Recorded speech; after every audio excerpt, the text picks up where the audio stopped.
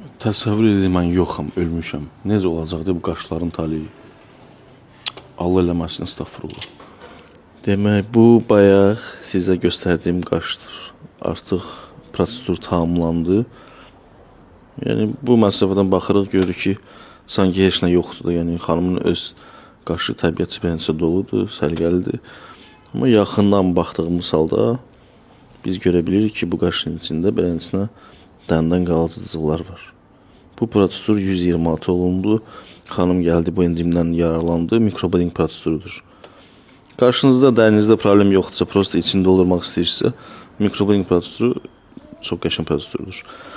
Uzanan yerdə qəşəng görsənir, siz bizi aldadırsınız falan deyən xanımlar üçün gəlin bu qaşa bir dənə oturan yerdə də baxaq. Bu da həmin qaş oturan yerdə.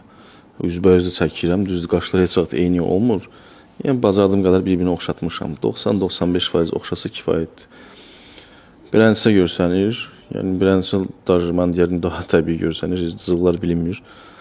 Öz tükün bitmə istiqamətinə uyğun necə vəd vermişdim, elə də çəkmişəm. Burada bilmə olmur, hansı cızıqdır, hansı öz tüküdür. Başlanğıclar da tam kvadrat eləmirəm, öz tükü kimi çəkmişəm. Maksimal təbii. Sizcə necədir? Fikirlərinizi gözləyəcəm. Əməyə dəyər verən hər bir kəsə təşəkkür edirəm. Gəlin bu möhtəşəm enzimdən yararlanın.